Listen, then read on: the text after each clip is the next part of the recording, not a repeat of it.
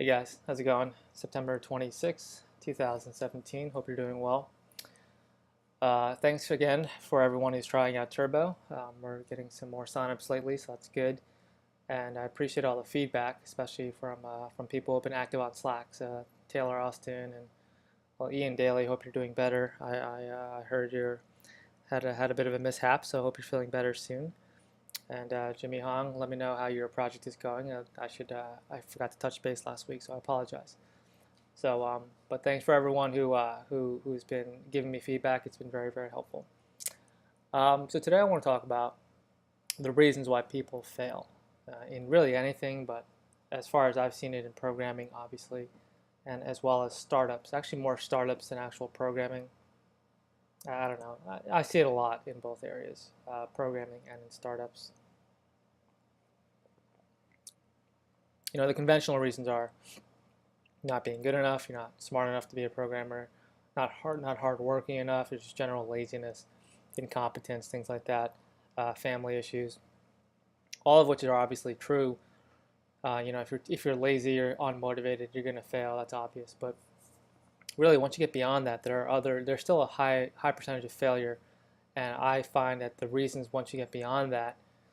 So what happens if you do work hard? If you are competent, if you are able to release product or get to a certain programming level, why do certain people still fail? Why do a lot of people still fail? Right? And I find that it's mostly due to inability to handle rejection. I think rejection is the problem that most people are dealing with that preclude them from advancing onto that next level. Fear of embarrassment, fear of rejection, fear of being exposed as a fraud, and being ridiculed by peers or people above you in the totem pole.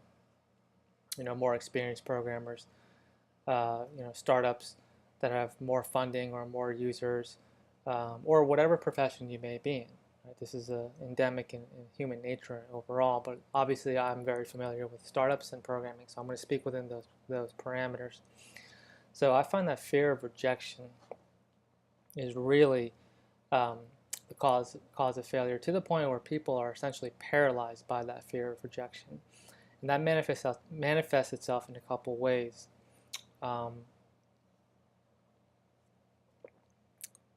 It generally leads to inactivity, or even worse, inactivity disguised as activity. Lots of busy work. People doing a lot of things that lead to no real progress. And what they're doing is they're shielding themselves from a point where they're going to have to deal with rejection, where the rubber meets the road and people say, "You're not good at this. You're wasting my time. Get out of here, you're a clown." Things like that. All of which have been told to me. 3 or 4 years ago, one guy literally called me a clown. He said, "You are a clown, and you need to stop wasting my time." That's a pretty harsh rejection, right? And I think what separates people who continue to advance and from those who don't, who ultimately quit, isn't just the ability to work hard. It's just the ability to process rejection. Okay, this is a very important thing to understand, because I think it's overlooked in all these guides and how to get from point A to point B, and how to go from a nobody to a professional programmer, or not a nobody, but like a non-programmer to a programmer, how to become a billionaire startup founder. Like, all these things are well and good, but the key ingredient that I often see overlooked is dealing with rejection, and just the amount of rejection you should anticipate. What I see happen instead is people oftentimes find ways to stay busy, making it look like they're making progress, when in reality they're just stalling. So things like spending hours or days or weeks like working on your website design and copy, spending 3 weeks getting a logo prepared. Look at my logo. Obviously, it's not the greatest logo. I know it can be better, but how much time do you think I spent on that? 7 minutes, 10 minutes? Now, is that logo the reason why I'm not getting the signups I want? Right? I seriously doubt that. Um, as long as the logo is at a point where it's not hurting the cause, then I'm gonna go with it. All right, things like that. You know, sending out all these emails to bloggers who to promote for you, and well, I don't know. That's actually probably pretty constructive, but just finding ways to a good example. This is the best example is when people sit around and do product planning forever, for hours, and then days become weeks, become months, and they're doing product planning. Actually, I see this at WeWork like all the time. What happens is you have these startups sitting in a room, in a conference room, and because they probably see this in the movies, they feel like this is what you have to do to run a startup. They basically have all these wireframes on the board, on those whiteboards where they're on the windows where people write, and they're like wireframing out 10,000 like screens and pages, and this is going on for hours, before anything like gets actually done, before anything actually is released, or they talk to a possible user, get feedback from actual users or potential users, I should say. Um, Talking about like how to design these buttons and those screens, and I've had a multitude of these conversations on the receiving end, where I'm the developer who's being basically paid to develop these designs. And look, that's my job. I understand that, but a big part of the problem I find is that almost always, like bar none, the founder or the founders are finding this process more enjoyable than actually talking to potential users and doing market research. And that's because this process inherently involves zero rejection. There's no point at which somebody will say, no, that's a shitty idea. I have no interest in this, right? Or sometimes it's harsh. This is stupid. Why am I here? I think this is going to go nowhere. People can't handle that, and so they avoid it. That's the natural response to rejection. You avoid it, right? But um, that's one way I see this manifest, right? So you need to make sure you're aware when you're experiencing this, or it's happening to you or whatever. You need to be aware of this, right? Another area where I see it, this is actually more in the programmer. If you're a programmer, I see this a lot more. Is people they become seduced by the literature that I call motivational porn. Lots of motivational porn out there, and people enjoy watching it, just like you enjoy watching porn, I guess. It feels good, right? But really, what you're doing, like porn. It's mental masturbation. You're not going anywhere, or you're not progressing. Right? I'm sorry for the lewd topic, but it's just the right analogy in my opinion. You're not making a lot of progress. You're not making any progress. So motivational porn is essentially a blog or a YouTuber saying like, you can do this, like like if you just put in the time and the energy, you will succeed. Like you just gotta out hustle. You gotta work harder than the next guy. Like amazing things will happen when you just put your mind to it. That's motivational porn. That's what that is. And people get swept up in it, and it makes them feel like they can do something, right? And that, I mean, I don't know if that's a good or a bad thing. I mean, no, the whole point of this video is it's a bad thing. You're wasting time, right? You're wasting time. So you got to be aware when you're watching motivational porn. And more importantly, you have to be aware if you're being seduced by it. If you're susceptible to this, we all are to a certain extent. It's just human nature. Everyone likes to feel emotionally charged and feel good. It's the what makes it so seductive. But you'll know you're watching motivational porn if you, at the end of the video or at the end of the blog post, whatever, or the seminar or whatever you're watching, at the end of it, you walk away and you still don't know what to do literally next. Meaning like, okay, now that I watched that video, what do I do tomorrow? What do I do tonight when I go home? What do I do the next day? What are the next steps? Right? That if you can't answer that question, you just watched motivational porn. And more importantly, you just wasted some time. Hopefully, you should walk away from that feeling, oh, I just wasted a couple hours of my time. That was stupid. I shouldn't do that again. But what most people walk away with that is, oh, it was amazing. Like, that guy was incredible. And there's a whole industry behind this that's very lucrative, by the way, where people just make money giving motivational porn, and that's it. Right? You're just falling into an industry that's exploiting your mental weakness if that's what you're doing. Right? So really what it is a mental weakness and inability to handle rejection. And that's what you have to be aware, that's what's going on. Now, when I say rejection, I think you have to also understand, or at least appreciate, the volume of rejection. I mean, be prepared for a fuck ton of rejection. I get rejected almost every day in one venue or another. Sometimes that's an email from a potential investor saying this is a shitbag idea. That happens. Oftentimes it's people just not returning my phone calls at all.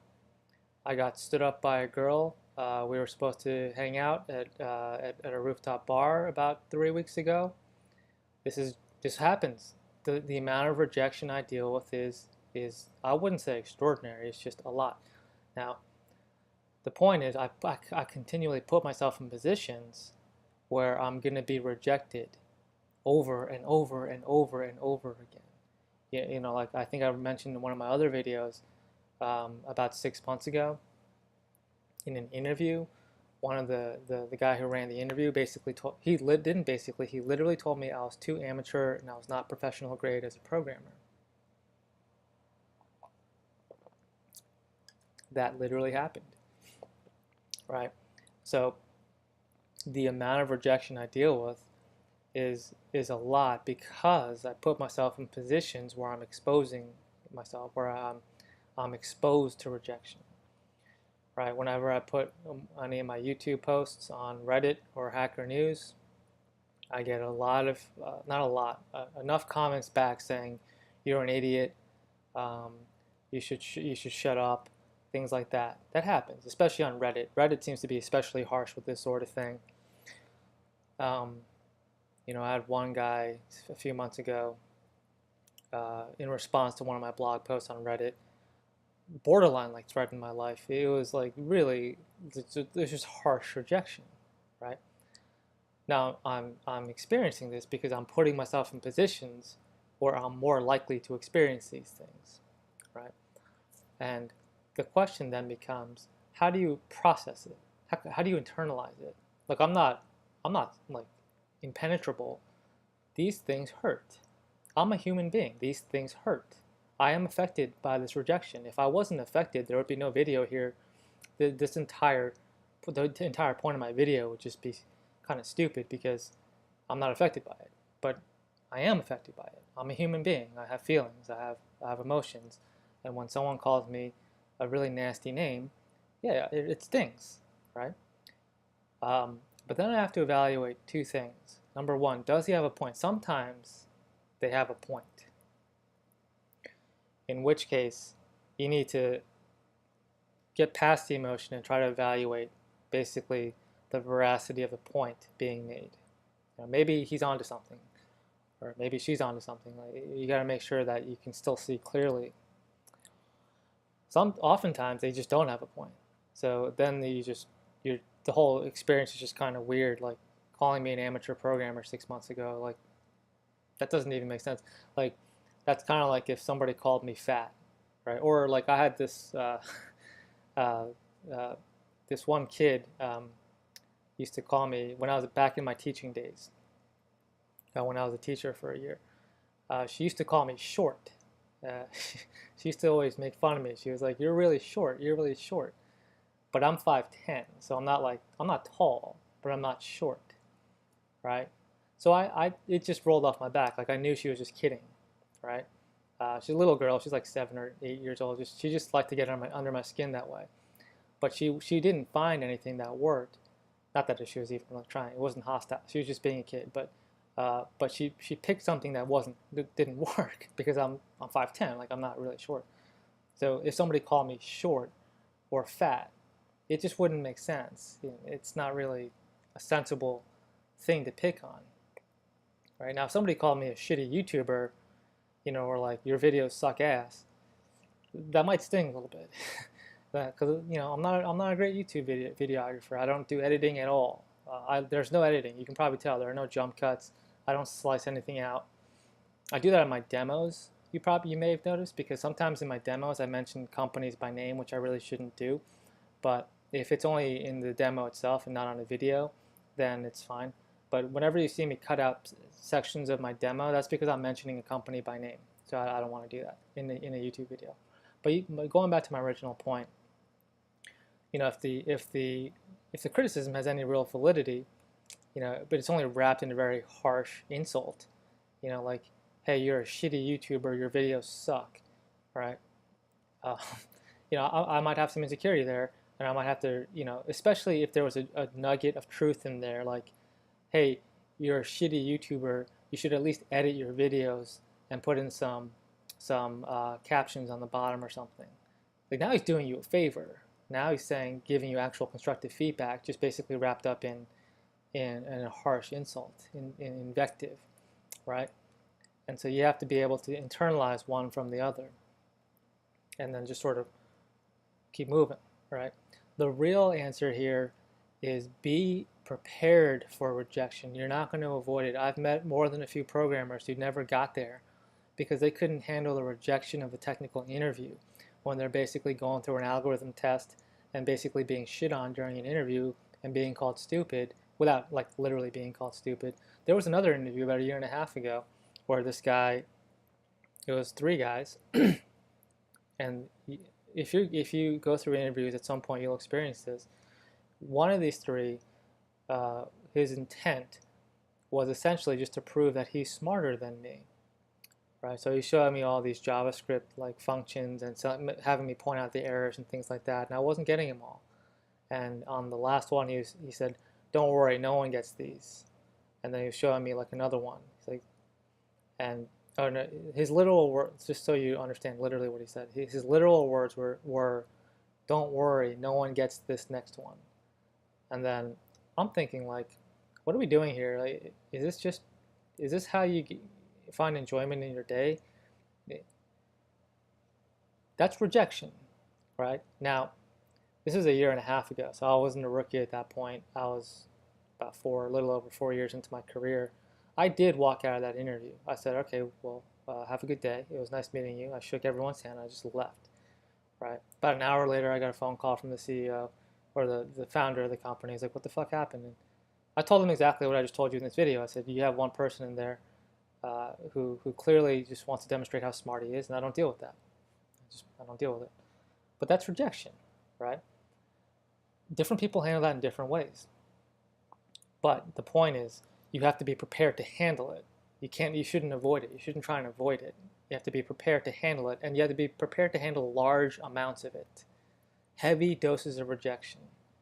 Because that's what you're going to deal with in pretty much any like competitive career, any walk of life that has any real value to it, right? You're going to deal with a lot of people who are insecure, who are trying to beat you down. This happens in programming. It does. Something I've actually noticed a lot in programming is a large amount of insecurity amongst programmers, and how that manifests, in interpersonal dynamics. It's actually very surprising to me.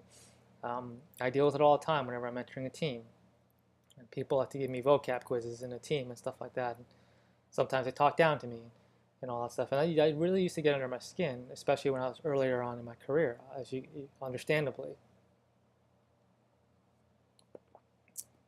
But now it has literally no effect on me. Literally no effect. I just keep moving on. I've dealt with it so much. I've essentially become desensitized to it. Now, again, like I was saying earlier, I'm a human being. I feel it sometimes.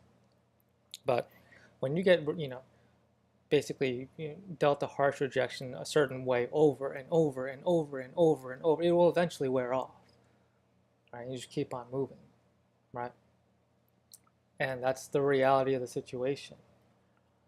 Now, one thing I don't really point out in these videos is all my failures, the stuff that I fucked up, the rejection I get dealt on a routine basis. I don't point all that stuff out because didn't really think people would be interested. But I also don't want to give the wrong impression. My failure ratio on a lot of things are very high. A lot of my projects just go nowhere. Most of my projects just go nowhere. Um, I deal with a lot of people who just think I'm not up to snuff, right? Or for various reasons, not other programmers sometimes. It's just, like another business guy who doesn't know what a good programmer is, and so he's just looking on price, things like that. This is rejection. I was basically rejected for another programmer, even if it is based on price. Or another example is when I was running Velocity. I got rejected a lot when I was running Velocity. I went through at least 1,000 prospective customers across like 100 demos or however many demos I did. And I lost a lot of those customers to other boot camps, Flatiron School, General Assembly, Dev Boot Camp, and whatnot. And they told me that sometimes. They said, I'm going to go to Full Stack Academy instead because of these reasons, or I'm going to App Academy instead for these following reasons, right? And that hurts. That hurts. Basically, they're saying, we think they're better than you, right? And did I just quit after the first time that happened? No. I didn't have a choice. I had to keep on going. But the amount of rejection, the more typical rejection, and these are the worst kind, by the way, is when they're like, oh yeah, I really want to take your course. I can't wait to sign up. Just show me where to send the check, or show me where the registration form is, and I'm going to sign up for the next one starting in a week. Right? It sounds like you got a new student. About 50% of those don't pan out. You just never hear from them again. Right? That number is not an exaggeration. About half of those, they don't even pan out. So when a person comes to my demo, it's like, I really want to take your next course. It starts next Sunday or next Monday. Show me where the sign up is, and I'll go home tonight and sign up. You show him all that stuff. At this point, I already have it in the back of my mind. He's probably not going to sign up, but I'm going to show him all the stuff anyway. But that's a rejection. That's what that is. That's a rejection. You've been rejected, right? A lot of times at the meetup itself, I get comments saying this guy's he's just a salesman. He's not a real programmer. Sometimes that's on my meetup board, on the comment board. That's happened a couple times. Things like that, right? Now you can make your own judgments. I don't have to prove myself in these situations. Just look at my videos, look at all the content I put out there, and you can decide for yourself whether or not I'm a real programmer or not, whether I'm a fraud or not, right? The point I'm trying to make is I'm quite accustomed to these dynamics. It's just part of my regular existence now. Most people cannot handle rejection at that level, and they're crippled by the fear of it, and that's why they fail. Not because they're not good enough, not because they don't work hard. It's because of the fear of rejection. That's something you really need to understand, and then don't hide from it in the form of motivational porn, just over planning. That's another form of hiding from it. I see this particularly a lot in startup world. I mean, again, I live in startup world, right? So where else am I going to see it? But to paint the picture, my typical startup client is around 30 years old, 28 to 35, Ivy League educated or some corresponding school, probably a lawyer, former lawyer or Wall Street guy.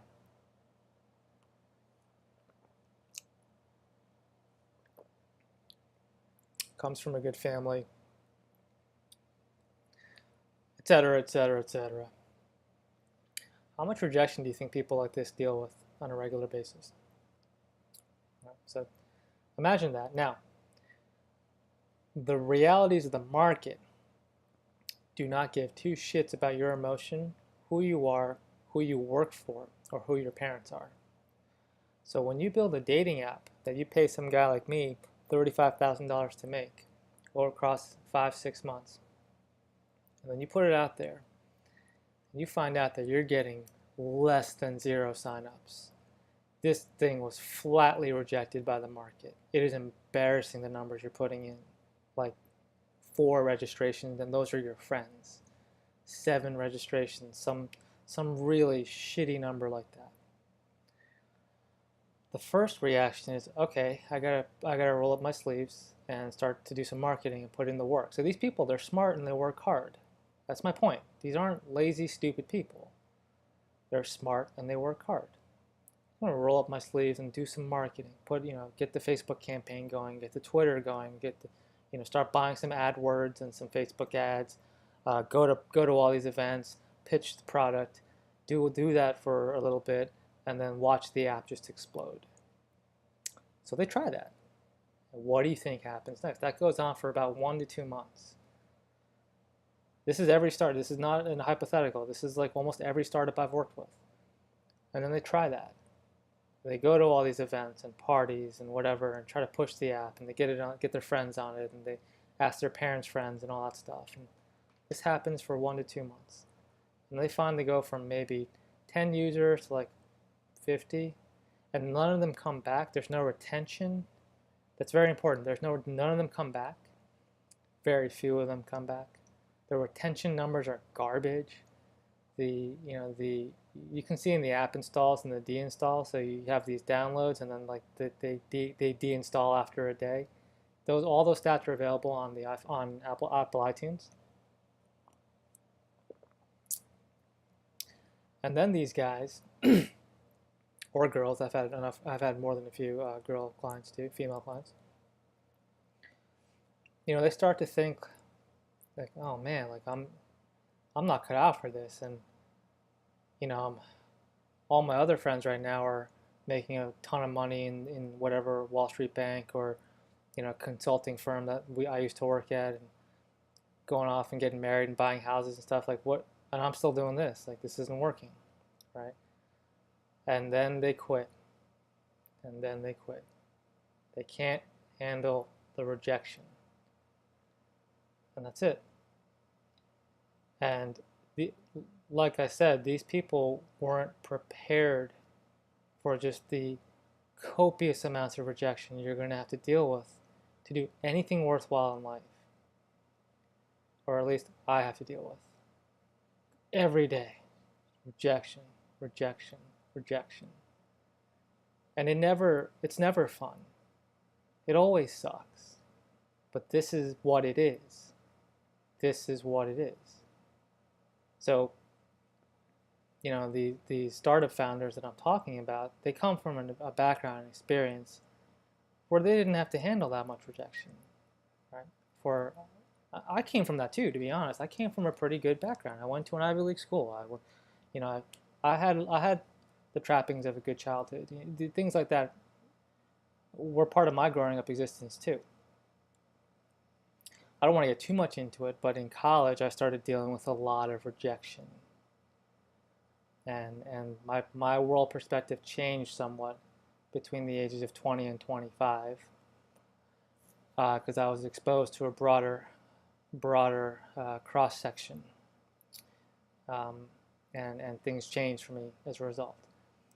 But my rejection experience went up a lot in college, pretty much starting with college itself. Like, I didn't get into the colleges I wanted to go to. I wanted to go to Duke.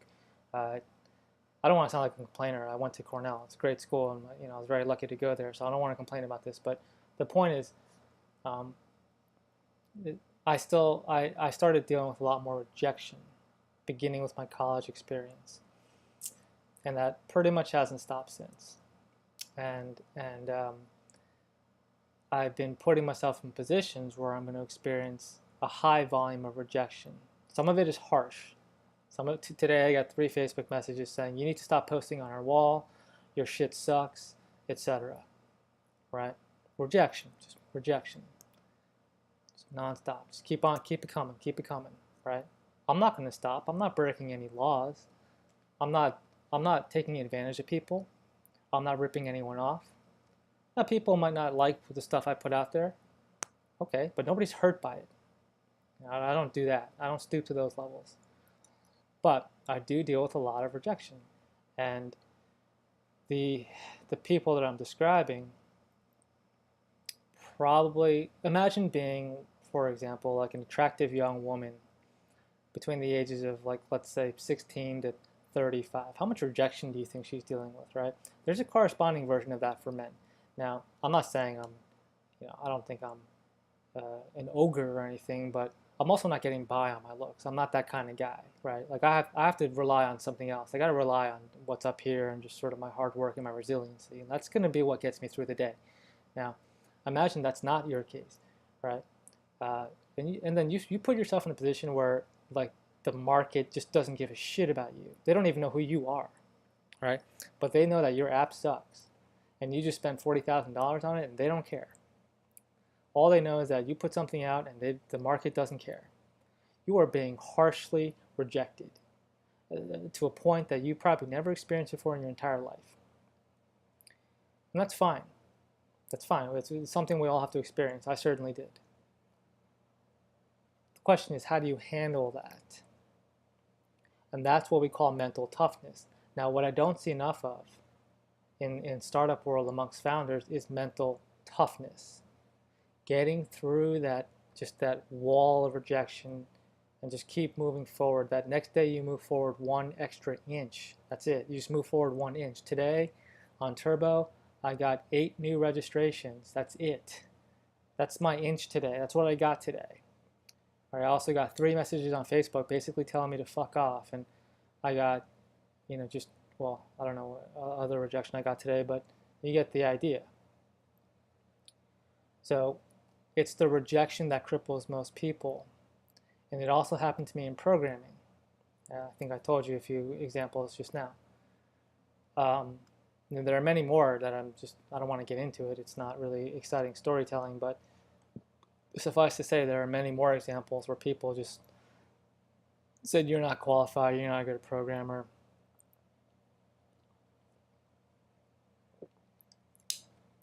And that's it. It's never fun. There's never a point where I completely don't feel anything from it. I always feel the sting, but you don't have to. You can quit. But if you want to succeed, you got to keep moving forward. You keep pushing. But by and large, most people do quit. That's what they do. They quit. And then they go back to their motivational porn or over planning or just quit altogether and go back and work for their parents or something like that. So yeah, not much programming talk in this video, but I did want to articulate some of that because I don't want anyone to think that it was a smooth ride for me. Not that I've gotten anywhere. I'm not notable in any regard, even programming, but there were a lot of roadblocks along the way that people don't surpass, that they can't get past. Mostly nothing to do with hard work, nothing to do with intelligence and competency, nothing like that. Just sheer rejection. That's it. And I would say that's the biggest factor after you get past the requisite requirements. Do you have the brains? Are you hardworking? Things like that. And then the rest is, can you handle just a crippling rejection? And think about that as you go about your journey, I guess, as you try to get to wherever you're going. Ironically, this video is starting to sound a little bit more like motivational porn, so I'm going to start cutting it off. But this is probably the only video of that sort that I'll do. In my videos, I usually try and give concrete, step-by-step things you can do in certain situations, like how to handle an interview in this case, how to handle an interview in that case. That I find that to be a better constructive video content than just motivational porn. I'm never going to be that guy. So that's one promise I can make right now. Okay, so thanks for watching, and I'll catch you in the next video.